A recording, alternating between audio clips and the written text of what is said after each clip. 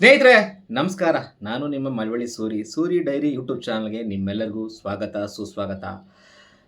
ಏನು ಕಳೆದ ಒಂದು ವಾರದಿಂದ ಏನು ಸುದ್ದಿಗಳನ್ನ ಮಾಡ್ತಾ ಇದ್ದೀನಿ, ಮಳವಳ್ಳಿ ತಾಲೂಕಿನ ಕುಂದೂರು ಪಂಚಾಯಿತಿ ವ್ಯಾಪ್ತಿಯ ಕುಂದೂರು ಬೆಟ್ಟದ ಮೇಲಿರುವಂಥ ದೇಶೀಶ್ವರ ಮಲ್ಲಿಕಾರ್ಜುನ ಸ್ವಾಮಿಯ ಮೈಸೂರು ಮಹಾರಾಜರಾದಂಥ ಮುಮ್ಮಡಿ ಕೃಷ್ಣರಾಜ ಒಡೆಯರವರು 265 ಎಕರೆ ಕೊಡುಗೆ ಜಮೀನನ್ನು ಏನು ಆ ದೇವಾಲಯಕ್ಕೆ ಕೊಟ್ಟಿದ್ರಲ್ಲ, ಆ ಜಮೀನಿನ ಬಗ್ಗೆ ಒಂದು ಇನ್ವೆಸ್ಟಿಗೇಷನ್ ಸ್ಟೋರಿ ಮಾಡ್ತಿರೋದೆ ನಾನು.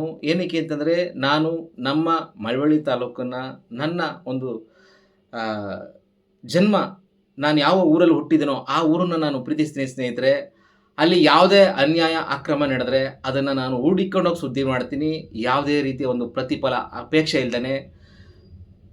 ಈ ಒಂದು ಆಸ್ತಿನ ಅಕ್ರಮವಾಗಿ ಅನುಭವಿಸ್ತಿರೋರು ಅವರೆಷ್ಟೇ ಪ್ರಭಾವಿಗಳಾಗಿರಲಿ, ಅವರೆಷ್ಟೇ ಶಕ್ತಿಶಾಲಿಗಳಾಗಿರಲಿ, ಅದು ಯಾವುದು ನಾನು ತಲೆ ಕೆಡಿಸ್ಕೊಳಕ್ಕೆ ಹೋಗಲ್ಲ. ನಾನು ನ್ಯಾಯ ಮತ್ತು ಅನ್ಯಾಯ, ನಾನು ಯಾವತ್ತೂ ಅನ್ಯಾಯದ ಪರವಾಗಿ ನಿಲ್ಲಲ್ಲ, ನ್ಯಾಯದ ಪರವಾಗಿ ನಿಂತ್ಕೊಳ್ತೀನಿ ಸ್ನೇಹಿತರೆ. ಈ ಒಂದು ಸುದ್ದಿ ಮಾಡಿದ್ಮೇಲೆ ಈ ಒಂದು ಸುದ್ದಿಯಲ್ಲಿರುವಂಥ ವ್ಯಕ್ತಿಗಳು ಕುಂದೂರಿನವರು ಮತ್ತು ತೆಂಕಳ್ಳಿಯವರು, ಅವ್ರ ಹೆಸರು ಹೇಳೋಕ್ಕೂ ನಂಗೆ ಇಷ್ಟ ಇಲ್ಲ ಸ್ನೇಹಿತರೆ. ಒಂದು ಮಳವಳ್ಳಿಯ ಒಂದು ಹೋಟೆಲ್ನಲ್ಲಿ ಸಭೆ ಸೇರಿದರು ಸ್ನೇಹಿತರೆ. ಅವರು ಮೈಸೂರು ರಸ್ತೆಯಲ್ಲಿರುವಂಥ ಸವಿರುಚಿ ಹೋಟೆಲಲ್ಲಿ ಸಭೆ ಸೇರಿದರು, ಮತ್ತು ಕುಂದೂರಿನ ಅವರ ಮನೆಯಲ್ಲೂ ಕೂಡ ಸಭೆ ಸೇರ್ತಾ ಇದ್ದಾರೆ. ಎಲ್ಲ ಮಾಹಿತಿಗಳು ನನಗೆ ಎಲ್ಲ ಕಡೆಯಿಂದನೂ ಬರ್ತಾ ಇದೆ. ಏನಕ್ಕೆ ಅಂದರೆ, ಮಳವಳ್ಳಿ ತಾಲೂಕಲ್ಲಿರುವಂಥ ಪ್ರತಿ ಹಳ್ಳಿಗಳಿಂದನೂ ನನಗೆ ಜನಗಳು ಮಾಹಿತಿ ಕೊಡ್ತಾರೆ. ಯಾಕೆಂದರೆ ಎಷ್ಟೋ ಜನಕ್ಕೆ ಹೋರಾಟ ಮಾಡೋಕ್ಕೆ ಧೈರ್ಯ ಇರಲ್ಲ, ಆದರೆ ಯಾರು ಒಬ್ಬ ಧೈರ್ಯವಂತ ಇರ್ತಾನೋ ಆತನಿಗೆ ಮಾಹಿತಿ ಕೊಡುವಂಥ ಒಂದು ಸ್ವಭಾವ ಮಳವಳ್ಳಿ ತಾಲೂಕಲ್ಲಿ ಎಷ್ಟೋ ಜನಗಳಿಗಿದೆ. ಆ ರೀತಿ ನನಗೆ ಮಾಹಿತಿ ಬರ್ತಾ ಇದೆ ಸ್ನೇಹಿತರೆ. ಈ ಒಂದು ಸುದ್ದಿ ಬಗ್ಗೆ ಸಾಕಷ್ಟು ಅಪಪ್ರಚಾರ ಮಾಡ್ತಾ ಇದ್ದಾರೆ. ಈ ಒಂದು ಕೋರ್ಟಲ್ಲಿ ನಾವು ಕೇಸ್ ಗೆದ್ದಿದ್ದೀವಿ, ನಮ್ಮಂತೆ ಆಗಿದೆ, ಆದರೆ ಅದನ್ನು ನಾವಿನ್ನೂ ನಮ್ಮ ಹೆಸರು ಮಾಡ್ಕೊಂಡಿಲ್ಲ ಅಂತ ಒಂದಷ್ಟು ವಿಚಾರಗಳನ್ನ ಹೇಳ್ತಾ ಇದ್ದಾರೆ.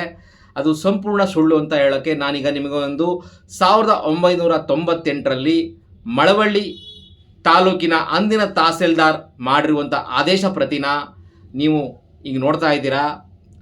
ಸ್ವಲ್ಪ ಯಾರ ಮನೇಲಾದ್ರೂ ಒಂದು ಸ್ಮಾರ್ಟ್ ಟಿ ವಿ ಇದ್ದರೆ ಅದರಲ್ಲಿ ದೊಡ್ಡ ಪರದೆಯಲ್ಲಿ ಕಾಣುತ್ತೆ, ನೀವು ನೋಡ್ಬೋದು. ಆ ಆದೇಶ ಪ್ರತಿನ ಆಗ್ತಾಯಿದ್ದೀನಿ ಸ್ನೇಹಿತರೆ.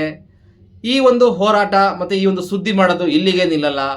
ಒಟ್ಟು 35ರಿಂದ 36 ಜನ ಫಲಾನುಭವಿಗಳು, ಅಂದರೆ ಅಕ್ರಮವಾಗಿ ಆ ಭೂಮಿನ 265 ಎಕರೆನ ಸಾಗುವಳಿ ಮಾಡ್ತಾ ಇದ್ದಾರೆ. ಆ ಎಲ್ಲ ಸುದ್ದಿನೂ ಮಾಡ್ತೀವಿ ಸ್ನೇಹಿತರೆ. ಇಲ್ಲಿ ಯಾರಿಗೂ ಭಯಪಡಲ್ಲ. ನಮ್ಮ ಉದ್ದೇಶ ಇಷ್ಟೇ, ಮೈಸೂರು ಮಹಾರಾಜರು ಮುಮ್ಮಡಿ ಕೃಷ್ಣರಾಜ ಒಡೆಯರವರು ಏನು ಆ ಒಂದು ದೇವಾಲಯಕ್ಕೆ, ಅದು 8ನೇ ಶತಮಾನದಲ್ಲಿ ನಿರ್ಮಾಣ ಆಗಿರುವಂಥ ಒಂದು ದೇವಾಲಯ ಅಂತ ಒಂದು ನನಗೆ ಯಾರೋ ಹೇಳಿದ್ರು. ಅದ್ರ ಬಗ್ಗೆನೂ ಹೆಚ್ಚು ಒಂದು ಡೀಪಾಗಿ ಒಂದು ಇನ್ವೆಸ್ಟಿಗೇಷನ್ ಮಾಡ್ತಾ ಇದ್ದೀನಿ. ಅದ್ರ ವಿವರಗಳನ್ನು ನಿಮಗೆ ಕೊಡ್ತೀನಿ ಸ್ನೇಹಿತರೆ. ಈ ಒಂದು ಸುದ್ದಿ ಮಾಡೋ ವಿಚಾರದಲ್ಲಿ ಯಾವುದೇ ಹೆದರಿಕೆಗೆ, ಯಾವುದೇ ಬೆದರಿಕೆಗೆ ಜಗ್ಗಲ್ಲ. ಮಾನನಷ್ಟ ಮೊಕದ್ದಮೆ ಹಾಕ್ತೀನಿ ಅಂತಲೂ ಕೂಡ ಕೆಲವರು ಹೇಳ್ಕೊಂಡಿದ್ದಾರೆ ಸ್ನೇಹಿತರೆ.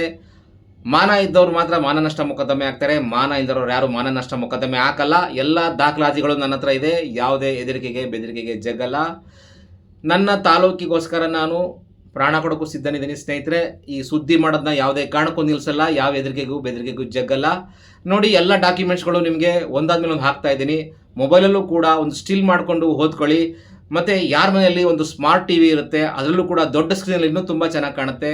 ನೋಡಿ ಸ್ನೇಹಿತರೆ, ಧನ್ಯವಾದ. ನನ್ನ ಚಾನಲ್ನ ಸಬ್ಸ್ಕ್ರೈಬ್ ಮಾಡ್ಕೊಳ್ಳಿ, ಶೇರ್ ಮಾಡಿ, ಲೈಕ್ ಮಾಡಿ, ಕಮೆಂಟ್ ಬಾಕ್ಸಲ್ಲಿ ನಿಮ್ಮ ಅನಿಸಿಕೆ ಅಭಿಪ್ರಾಯಗಳನ್ನ ಹಾಕಿ. ಧನ್ಯವಾದ ಸ್ನೇಹಿತರೆ. ಬಂಗಾರಪೇಟೆ ಪಾನಿಪುರಿ, ಚಾಟ್ಸ್ ಮತ್ತು ಅರುಣ್ ಐಸ್ ಕ್ರೀಮ್ ತಂಪು ಪಾನೀಯಗಳು, ಶುಚಿ ರುಚಿಗೆ ಮತ್ತೊಂದು ಹೆಸರು, ಒಮ್ಮೆ ಭೇಟಿ ಮಾಡಿ.